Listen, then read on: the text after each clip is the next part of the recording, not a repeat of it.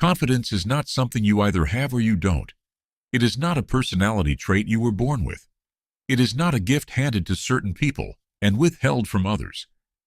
It is a skill, and like every skill, it is built through behavior, not through thinking differently, not through positive affirmations, not through believing in yourself harder than you did yesterday, through specific, repeatable, psychology-backed behaviors that your brain responds to in a completely predictable way.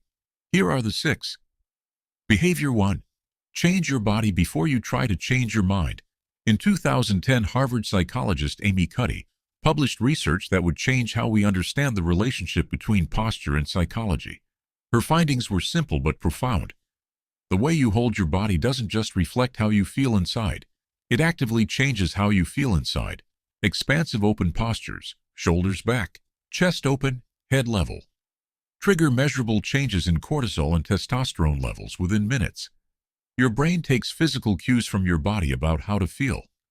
Stand like someone who is confident before you feel confident, and your brain will begin to catch up. This isn't performance. This is neuroscience. Behavior 2. Do the exact thing you've been avoiding.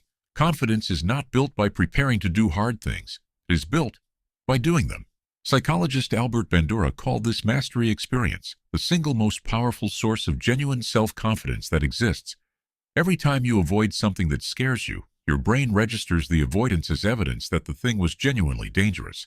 Every time you do it anyway, your brain updates its model of what you're capable of. The avoidance shrinks you. The action expands you. Not the action after you feel ready. The action before you feel ready. Confidence doesn't come first. Action does. Confidence follows. Behavior 3. Stop explaining yourself to people who didn't ask. This one is subtle, but its effect on your psychology is significant. Every time you justify a decision that required no justification, you signal to your own brain that the decision was uncertain. Every time you apologize for something that required no apology, you confirm to your nervous system that you were in the wrong. Confidence is not loudness. It is not arrogance. No, it is the quiet ability to act from your own judgment without requiring external validation to make the action feel legitimate. The most confident people in any room are rarely the loudest. They are the ones who speak when they have something to say, and are completely comfortable with silence when they don't. Behavior 4. Keep the promises you make to yourself. This is the one most people never connect to confidence, but psychology consistently shows. It is one of the most powerful builders of self-trust that exists. Every time you tell yourself you will do something, wake up early, go to the gym, finish the work, and then don't, you are not just breaking a habit. You are teaching yourself that your word to yourself means nothing, and a person who doesn't trust their own word cannot project confidence to anyone else. Researcher Brené Brown found that self-trust, built through consistent follow-through on personal commitments, is the foundation of what she called wholehearted living. Not big promises, small ones kept consistently. Every kept promise is a deposit into the account of your own self-respect, and self-respect is the bedrock of everything confidence is built on. Behavior 5. Actively reduce your need for other people's approval. Here is the psychological reality most people never face directly. The more you need approval, the less confident you appear. And the less confident you appear, the less approval you receive. It is a self-defeating cycle that tightens with every rotation. The exit from that cycle is not to become indifferent to other people's opinions. It is to become more interested in your own. Psychologist Carl Rogers called this the locus of evaluation, the source from which you draw your sense of whether you are doing well. An external locus, dependent on other people's reactions, creates fragile, inconsistent confidence that rises and falls with every interaction. An internal locus, rooted in your own values and your own assessment, creates stable, unshakable confidence that exists independently of who is or isn't approving of you on any given day. Behavior 6.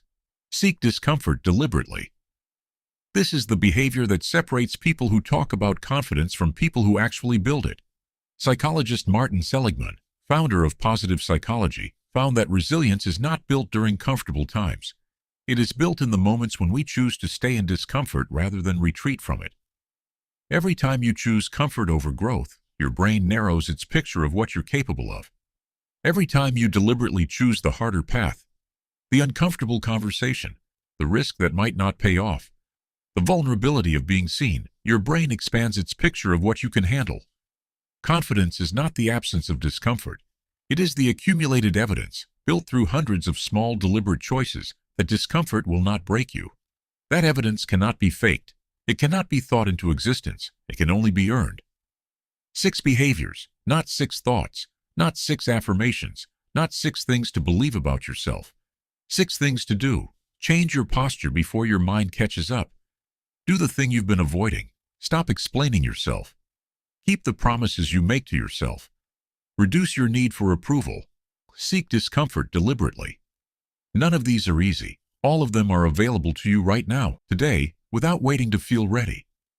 Because the person who feels ready first and acts second will always be waiting. Real love rarely asks you to rush. It asks you to stay long enough to discover who someone truly is. The strongest version of you isn't built by falling quickly into confidence.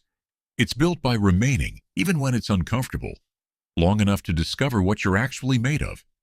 If this gave you something to act on today, share it with someone who has been waiting to feel ready. Subscribe to Mind Patterns, because understanding your mind is the first step to changing your life.